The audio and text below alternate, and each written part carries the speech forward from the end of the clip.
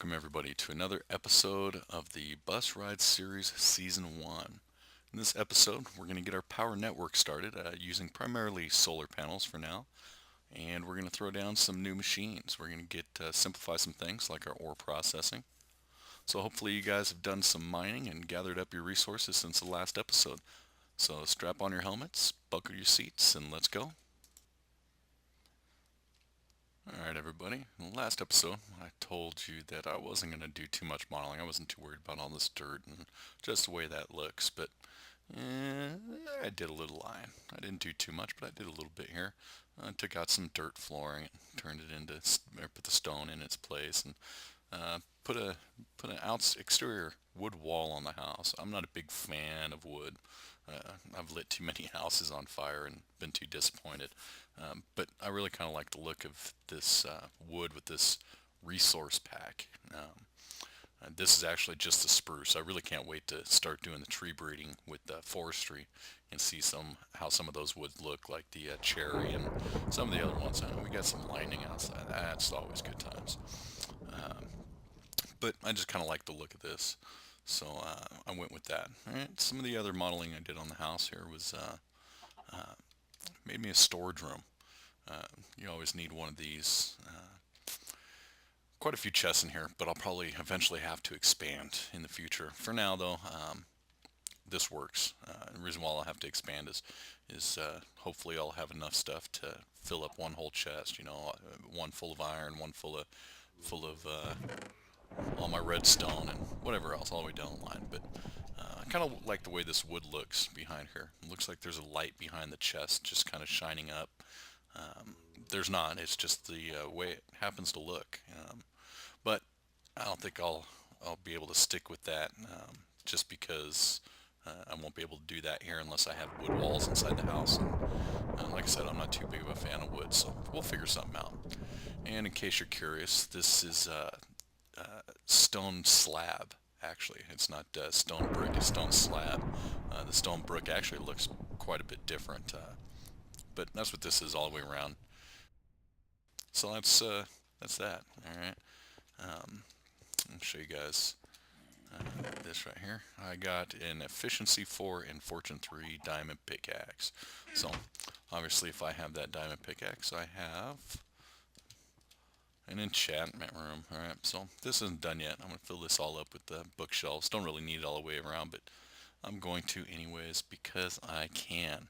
So I only initially picked 5 diamonds, enough to get my pickaxe and the enchantment table, and then got it enchanted, went down and almost tripled my diamond production with that pickaxe. So always try to do that. Try to minimize your ore processing the best you can. If you can make the most out of what you got, then that's what you need to do.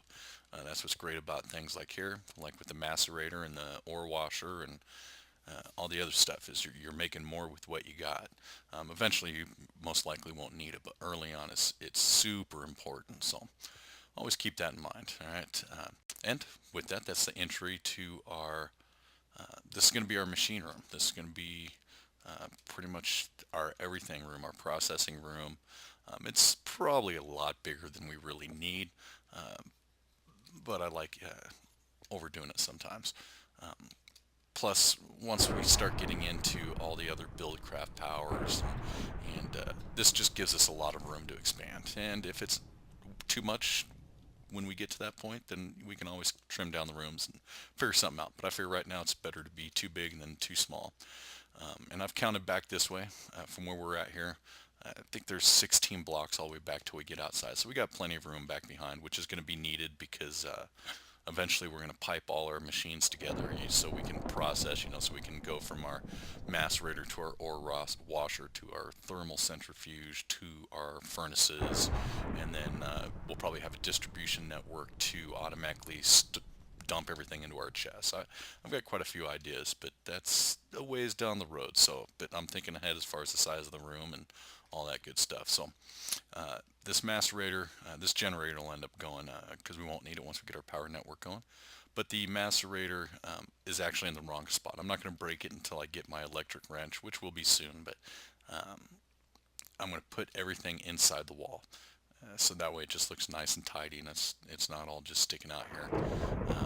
But all this equipment we're going to lay today is going to go inside the wall, and once I get my electric wrench, which will guarantee me 100% that that's not going to break down into just to a basic machine component, then I'll do that and I'll knock it inside the wall. And the same thing with the generator. I'm not going to risk ruining that either until I get that. All right, so for that, this is where we're going to bring the power down. This is just a little power storage room here that we're going to bring down. I believe it's this one where our no, actually it's going to be this one. Everything's going to come down. Our wire's going to come running down here, and we're going to have an MFE sitting in here. Alright, the MFE is going to come in here. I like leaving that exposed because you can dump your backpacks and your lap packs, whatever else in there, you know, to charge them all up. So I like leaving access to that, and then we're going to put our transformer next to it and run all the wiring. So that's pretty much it. I've already made all the equipment here, so we've got 5 solar panels. We're going to start with 5. I don't know why, but I like doing when I do my solar panels, whether I start out or whatever, I do them in groups of 5. It seems to be a good number. I think the reason why I do that is because that's how many sides we have on a bat box. I always put a bat box with all my solar panels, and I mean, you could put more in there if you link the wires together and stuff, but you could pretty much 5 per bat box is a good number, and link them all together that way. Just make small little flowers, solar flowers, and go from there. So that's why I do that. So I always try to think of 5 solar panels every time I upgrade. If I can't do 5, then I'm not going to do solar panels. I'll save till I can do 5.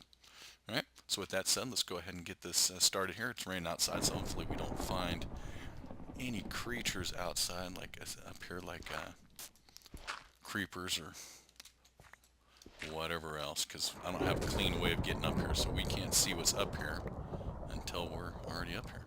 So let's see. Alright, so we're going to go for now. And like I said, as you can see, it's not a real convenient way of getting up here right now, but it works. This is what we're doing.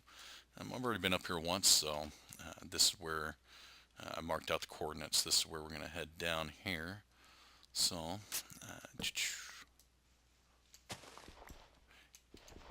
we'll come back and load the solar panels in a minute. I like using, right now we're just going to run the tin wire. We're just going to run tin wire down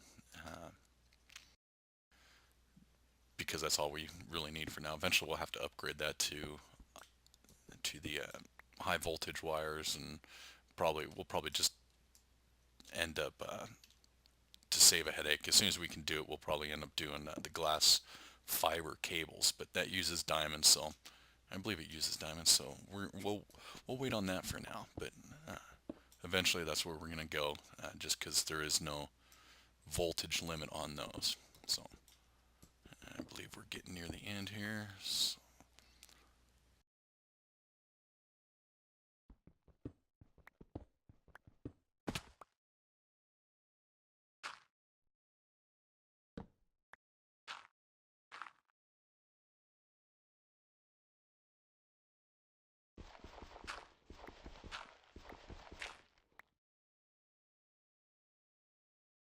alright, there's that. Yeah, my fingers are on the wrong keys there. Alright, so like I said, there's that. Let's this isn't my first time recording this, so I've already had stuff sneaking in here and blow me up. We're going to go back up there in a minute, but for now, that works. I'm going to throw in the MFE, so as soon as I hook that all up there, it can automatically, oh, I didn't want to do that.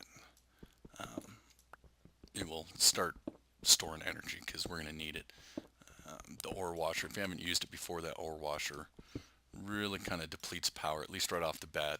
5 solar panels isn't really that great to power it. It'll power it, but if you're running other stuff with it, you can drain your supply pretty quick. So with that, this will be the MFE. I'm trying to think of how this goes. Okay. Alright. We need to actually put a block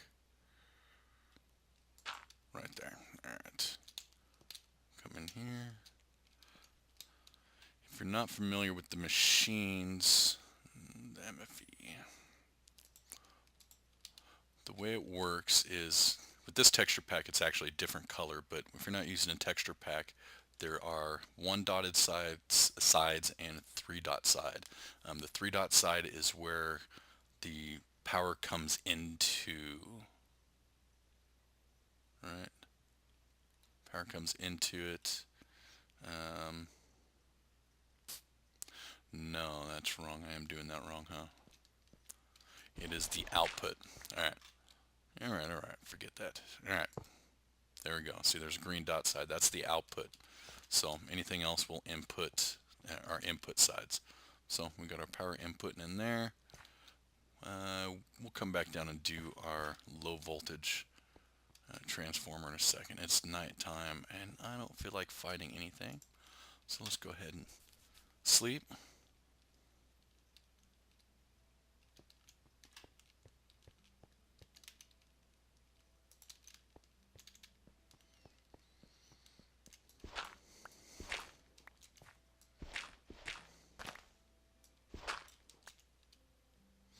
Burn, baby, burn. Alright. Make sure I'm not going to burn with the creeper up here. Alright. I can't wait to get the jetpack. It always just makes things so much easier. Alright. And I kind of chose this location. I kind of try to plan it out as strategically as I can. We'll end up doing eventual some terraforming up here because this will be filled up with solar panels. We may end up running a wind farm at some point, but that probably won't be up here anyways. We'll at some point we're going to want a much bigger power network that this top of this hill won't handle, so we'll worry about that when the time comes. And actually, I don't think I want to run this up. I think what we'll do is we will start. I want to cover up the wires here. By covering them up, we're not going to have to use our insulated wires. We can use uninsulated, which saves a little bit on resources, and then too we can just kind of cover it up. So we will start. What is that? 1, 2, 3, 4. Sorry guys, I should have planned this out probably a little bit better, but you guys get to see the planning process. All right. I think we will go ahead and start that. We'll put the bat box. Like I said, the bat box is the same as the MFE. The output is the 3 dot side, or in my case with this texture pack, the green dot side. So, and it always faces the way you're facing it when you lay it. You can change it with a wrench, but I don't have a wrench on me, so I don't want to change it. So we'll go like that. Alright. And that will output our power.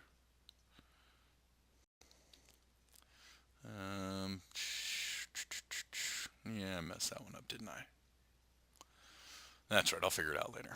Anyways, we need these.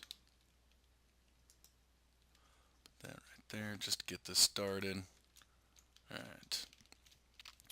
Throw up our solar panels here. 1, 2,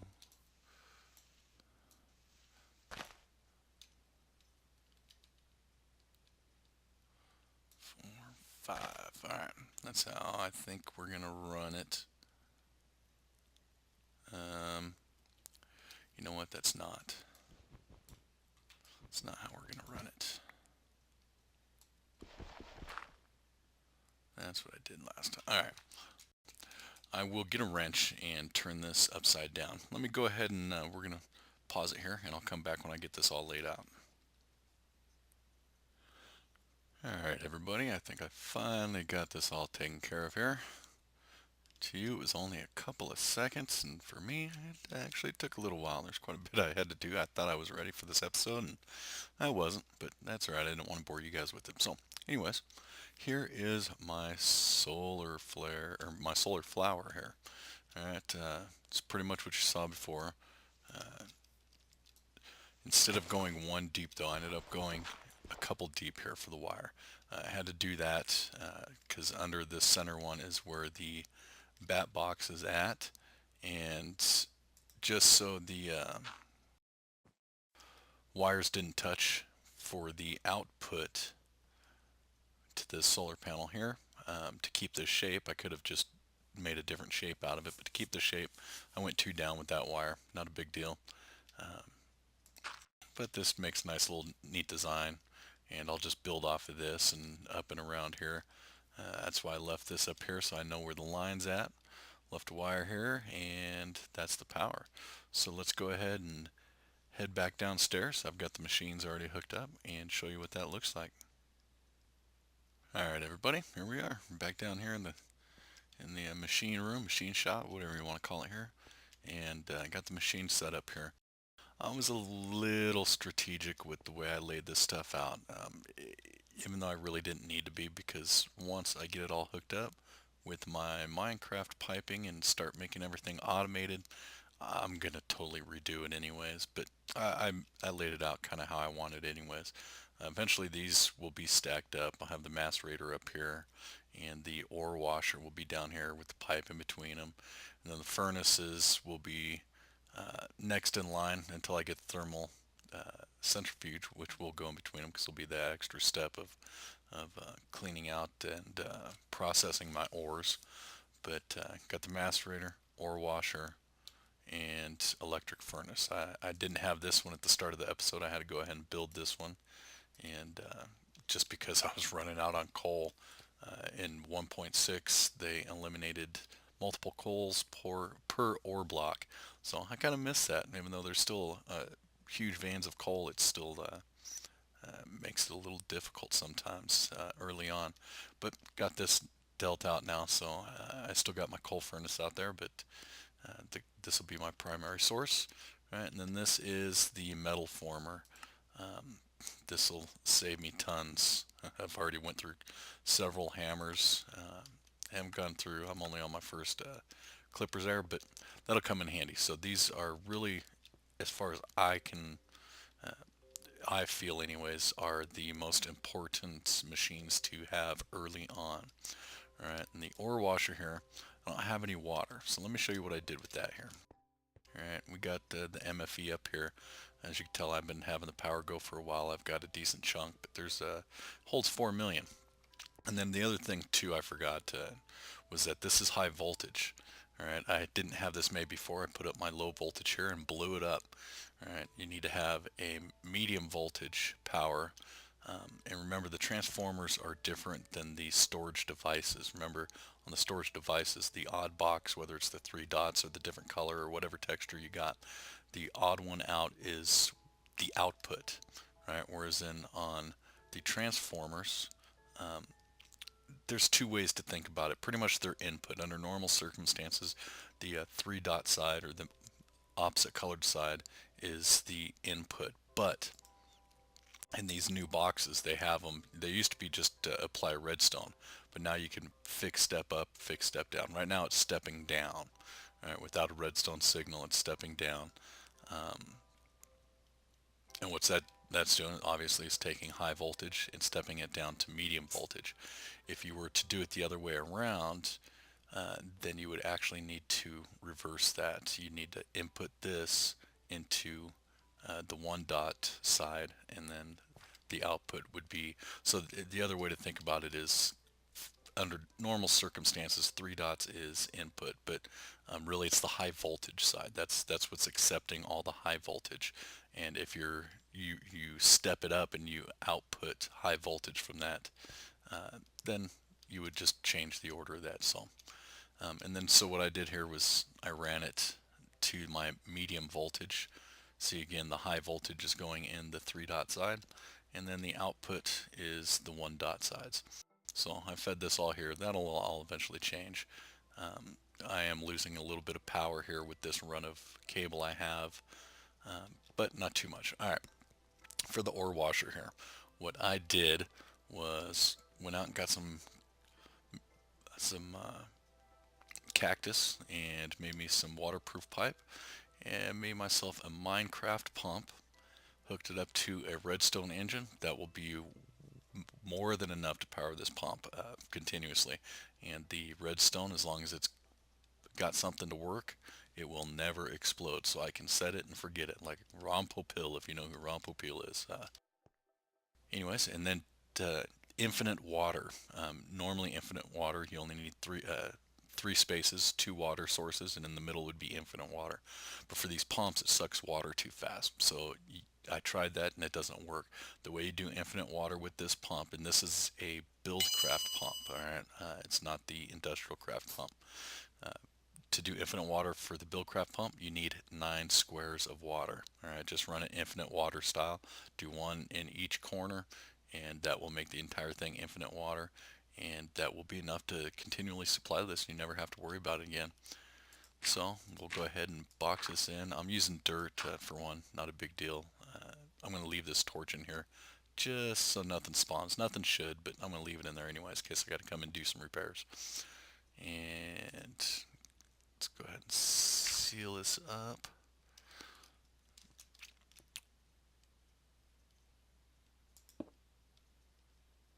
Show you here before I seal it up too much. Put the lever on it. No need to run in your redstone.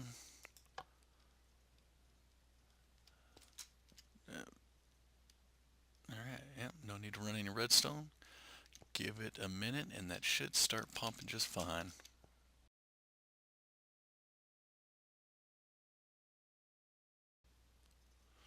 Redstone engines, if you're familiar with them, you know that it takes a minute for them to really start working. There we go. Alright, and that should, let's head back over here. I could have did this from the other side, but alright. Now we got a continuous supply of water, so our ore washer will never run out of water, and assuming you've always got power supplied, you should be good to go. If you're not familiar with how the ore washer works or exactly what it's for or how do you use it, I've got a tutorial on that, so go ahead and go check that tutorial out, and it explains it all nice and clean. So I think that's it. I think we're getting about 23 minutes into this, so I really don't want to take this too much further. I don't want to bore you guys to death. But there is one thing I forgot to do. Oh, it's nighttime, so now I'm gonna have to sleep. There's one thing I forgot to do. I told you guys I was gonna show you what it looks like on the outside with the new wood wall for the exterior of the house. So let's go do that. And there was a couple other things I did out here too in between episodes. So creeper. So I'll show you guys that. Let's see if I can avoid this creeper. I don't want to fight him right now. Run. Alright. Alright.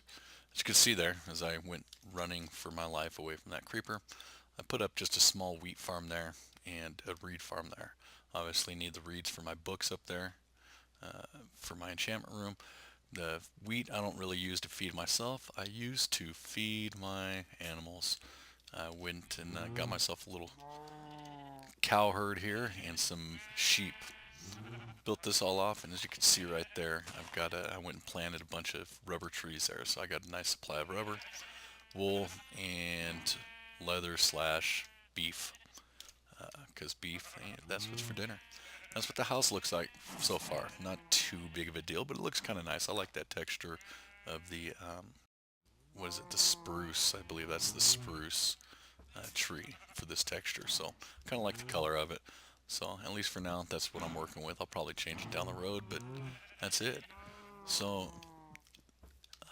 that's it. We're getting a little too deep in this video. I hope you guys liked it. As normal, click rate, click subscribe, rate it, leave me your comments. If you guys want to see anything further, if I didn't explain something good enough, just let me know and I'll do the best I can. Until next time.